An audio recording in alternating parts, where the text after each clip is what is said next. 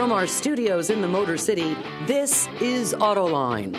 Here now is John McElroy. Thanks for joining us here in the studio for Autoline with our great guest that we've got in from Europe just the night before he arrived, Walter de Silva, the head of all design for the Volkswagen Group. Walter, it is so good to have you here. Thank you very much. Also joining us today is Jim Hall from 2953 Analytics and Todd Lassa from Motor Trend and Motor Trend Classic Magazine. Great having the both of you here, too.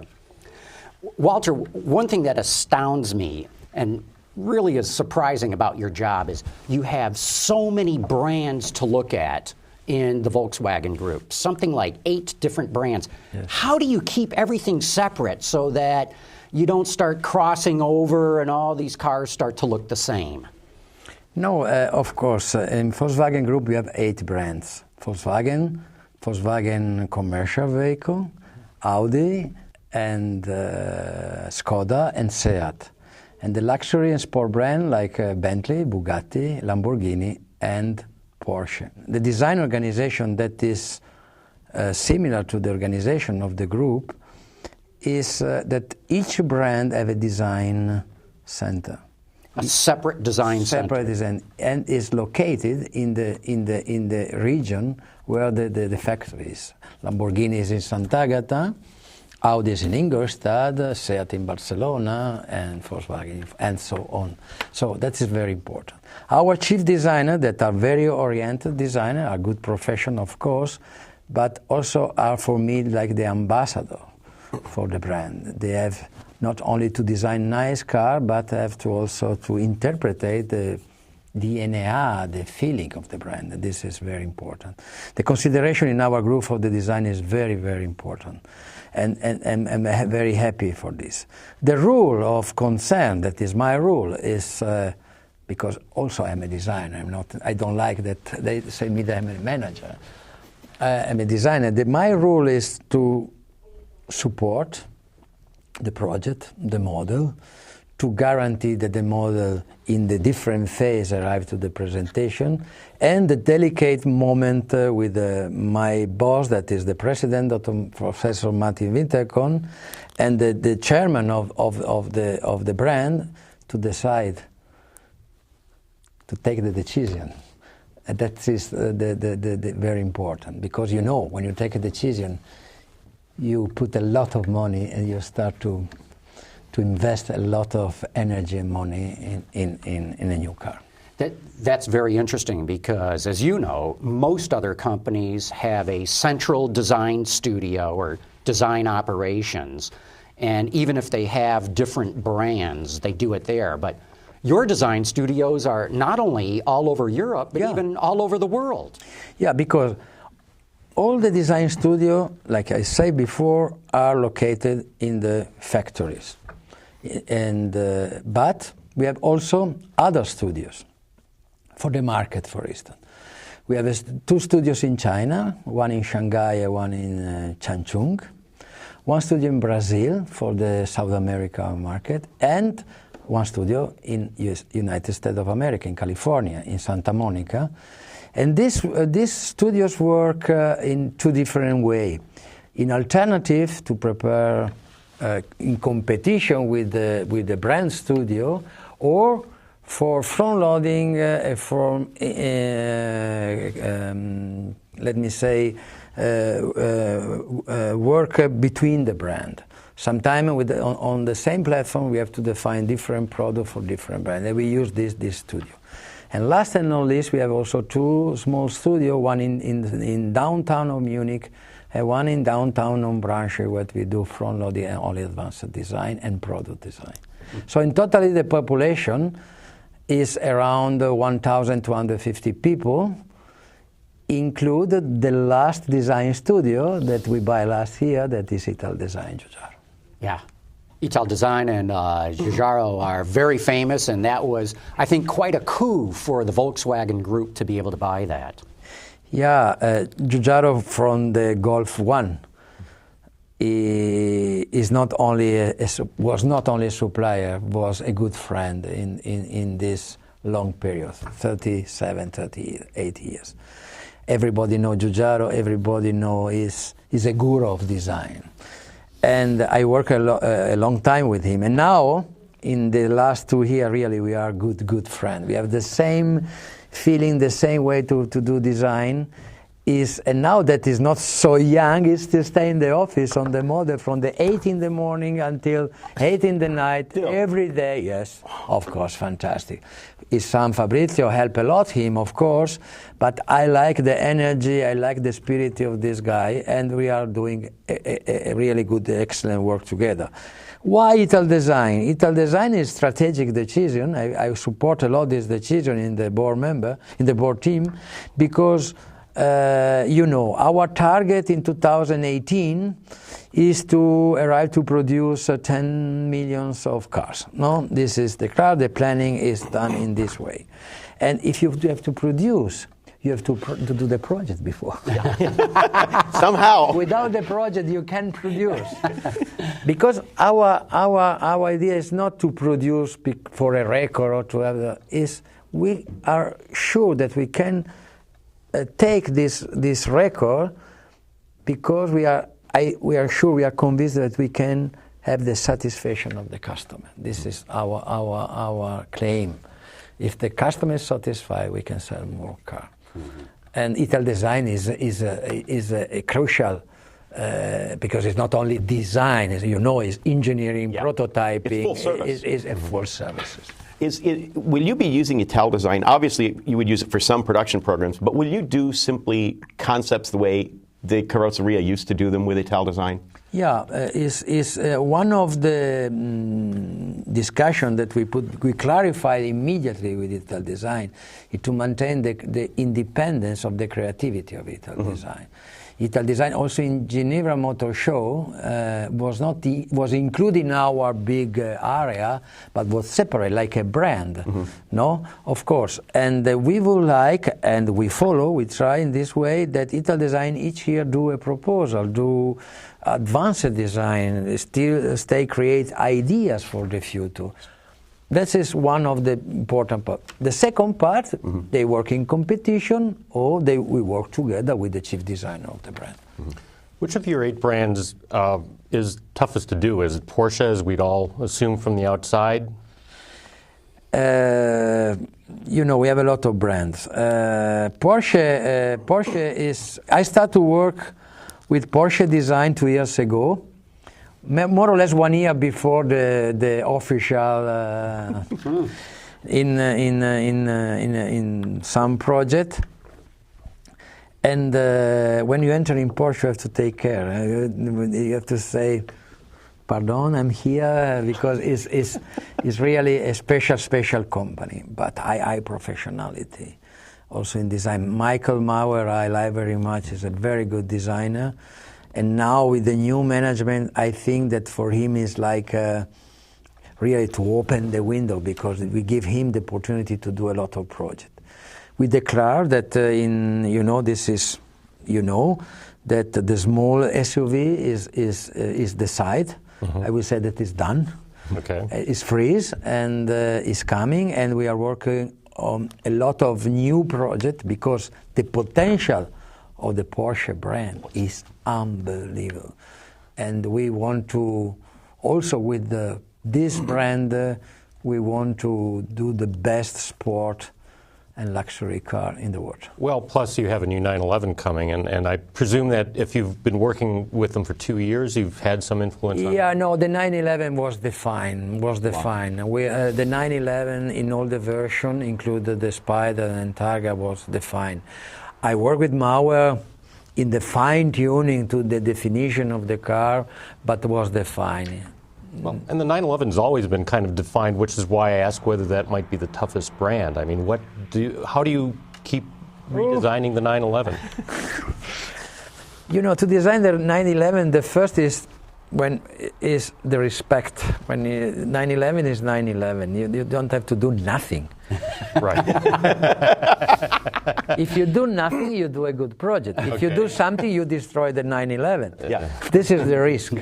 But there is important work with the engineer, with the aerodynamic technique, with all the people that everybody together. This is a teamwork, because the new Porsche 911 is a complete new car, complete, also in the dimension, also in truck, the wheelbase and so on. So it's a 911, of course. They tried it once before to not do a 911, and it didn't work. The activities of the designer is very high in this teamwork.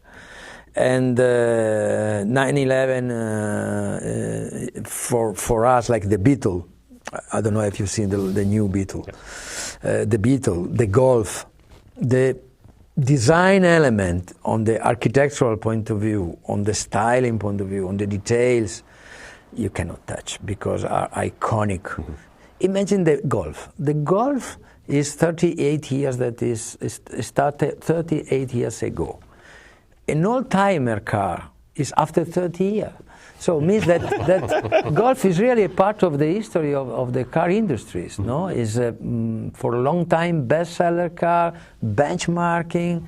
So it's unbelievable. Imagine, is an anecdote. Every time, because I've done the Golf 6 and now we freeze the Golf 7.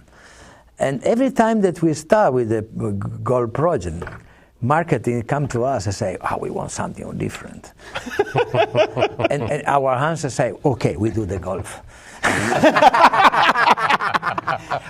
Because the Golf is different, not than the competitors. Klar. It is a Golf. It's a Golf, other way. It was the same true for doing the second generation Audi TT. Because that had to be a really difficult car to do. Come on, a nice history. Another anecdote. Because I was in Audi, and I remember when Dr. Haken and Winterkorn said to me, Walter, now always the moment we start to design the new TT, my first answer was, Mamma Mia. Why? Yeah, because Dr. Winterkorn, this is a difficult car. It's so iconic. It's so a fun car, because it's for passion, this car, that to redesign this car we have to take the liquid. But we have new package, blah blah. We start discuss, and I remember with Gerd Pfeffer we made 3 proportion model in form very quick. I look at the model and say, come on, this is not a TT, this is a monster. Because the proportion was completely wrong. Mm-hmm. The front overhang was too long. Everything was wrong. No, we used the old design to do this, just to look the proportion. Okay. And we worked for 1 month, 2 months, and in the end, I was really very hungry. I arrived one morning in the office. I take all my designer around the table and say, "Do you know how was high Marilyn Monroe? Come on, give me some, 1m80, 1m72, 1m70. Okay, and after I take one, I say, please, now go to the computer and print in full scale Marilyn Monroe. And he print the picture of Marilyn Monroe, and I arrive in the meeting room with Marilyn Monroe, and they put here Marilyn Monroe was 1m56, but the proportion was perfect. Exactly. It's not a question of styling. The styling is the side, it's a TT. Right. We do more modern, we do more sexy, more muscular, not so much Bauhaus. No, because it was architectural. Architecture, yeah. We introduced this dynamic and passion, but the proportion, like Marilyn Monroe. Uh-huh. And is born the new TT. And now we are working on the number 3. Yes. Oh boy. So it's safe. But they remember the proportion. Okay. Walter, another thing that you did when you were running Audi is introduce this very bold, very big grille. And now we see that seemingly spread to other car companies too, a very bold face. Yeah. Explain a little bit your thinking behiund doing that. Because in parallel of the project, always there's an history. I was in the Montmeló racetrack close to Barcelona, and Winterkorn and Picherider land to test the car. And they keep me and saying, Walter, we are not satisfied on the A6. I was in SEAT in this moment. Mm-hmm. We would like a proposal for you. Okay? Yeah, okay. No, but there's a problem, that we want the proposal in 5 weeks. Because we don't want to delay the SOP, the production of the car. Come on. I remember I I was in holiday only for 1 week or less. I don't remember. And you remember that in this period Audi was something like this with the ring in the front, the separate lights was a little. They call this a Bauhaus design, or something like this, And thinking the radiator of the famous Grand Prix cars, I start to think, I start to sketch, why not to come back to have a radiator, to separate the lights. This was just to put the ring, and I said, oh, this could be good. I was back in Barcelona. We had done the A6, but not only this. On the side view, also this was important, that everything is start from the radiator. Because you cannot change the typical arch of Audi, so everything starts from the radiator. I do some sketches to my people. We do the model. And really in secret, nobody noticed that when the board member land and see the model, was Ferdinand Piech around the model. He done two laps around the model in the silent. Everybody went inside and start to say, they do an applause, and they ask immediately to the sales guy, how many cars you sell now? Really? And this is the history of the A6, and the history of the single frame. We call this single frame. And in the beginning, after the clinic test of the A6, the front was a disaster. Yeah, marketing comeback is the single frame, the new front. Too radical. Is too radical. Is a disaster. No, we don't have any possibility to the success. And Dr. Winterkorn said to me, Walter, I don't sleep for some nights. Dr. Winterkorn is the right way. Listen to me, and the success of Audi was unbelievable, because this single frame represent the iconic part of the car, the radiator. We are back, but the radiator with the new interpretation, the lights are the eyes, and the identity is so strong. And now, why you recognize an Audi? The grille. And remember one point: when you design for a luxury brand, first the brand, second the type of the car. The opposite is for the full liners. But for the luxury brand, I have a Porsche. Which Porsche? I have an Audi. Which Audi? I have a Golf. No questions. It's a Volkswagen. So how do you evolve that look? Obviously, this is going to be the iconic look of Audi for many generations to come, but you have to keep it fresh. What's your philosophy for doing that? First, don't forget that the Niren of the BMW we have from 1 century. And don't forget that the star of Mercedes we have from I don't know how many times. No, the evolution we have to do, of course. And Wolfgang and Stefan Silla are working in this evolution, of course, because we have to introduce new elements, especially in combination with the light strategy. You know that Audi have a very power in the light design. Light combined with the single frame, with the new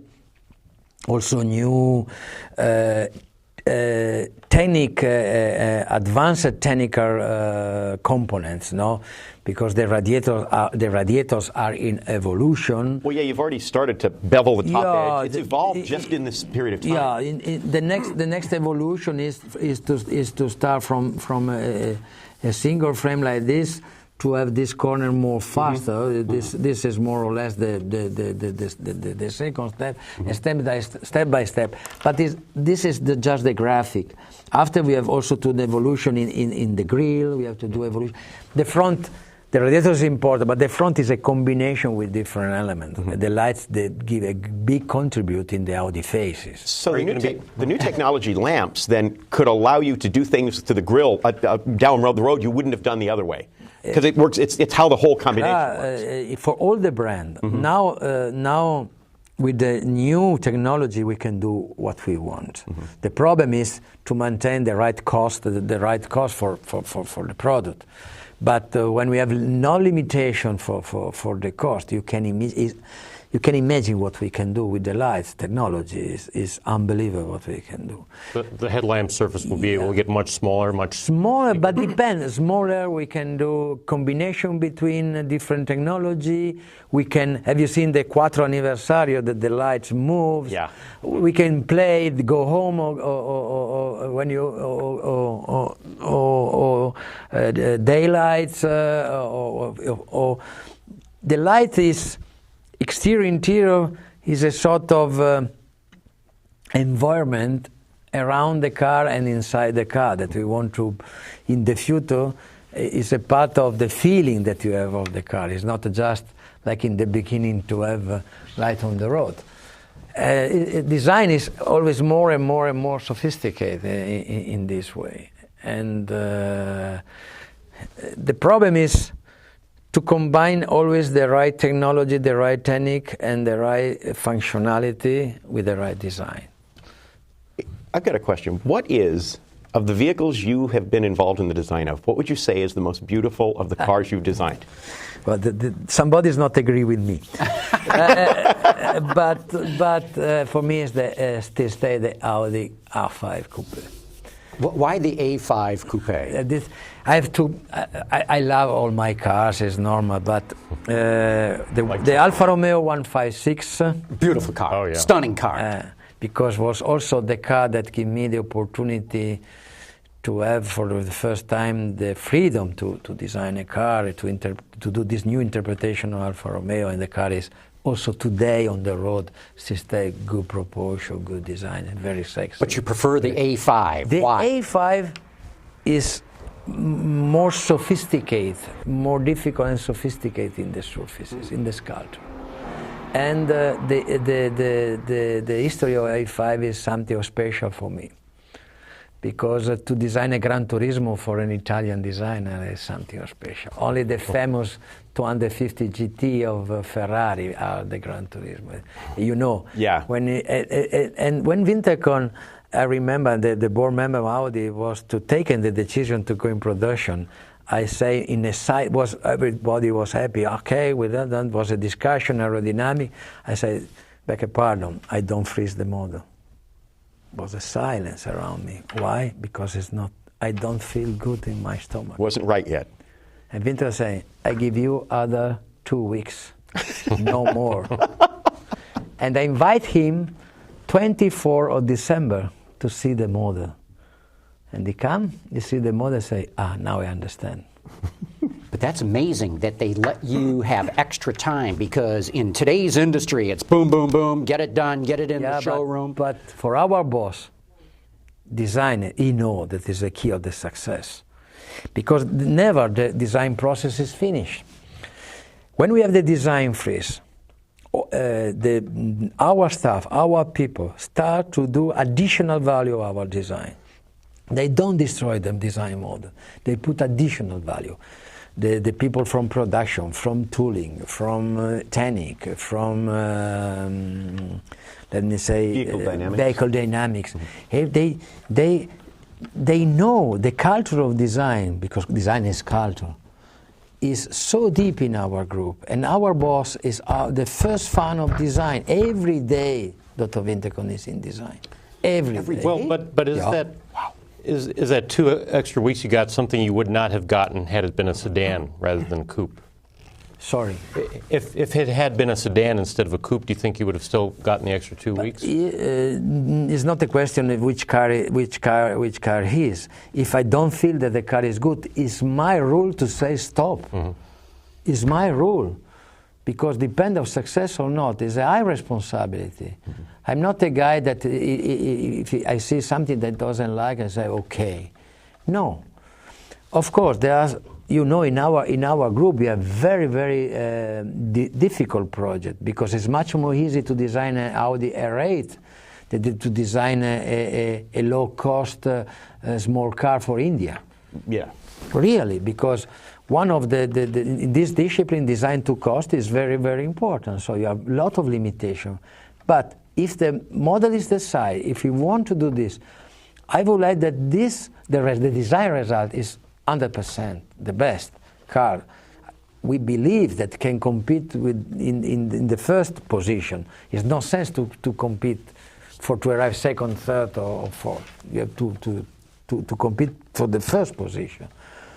And this is the history. Also the R8.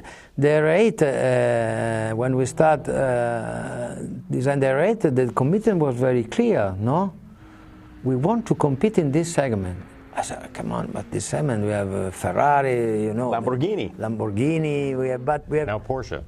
No question, no problem. Audi, we have done the Le Mans studio, and so on. And now with the 10-cylinder, the Spider, the new.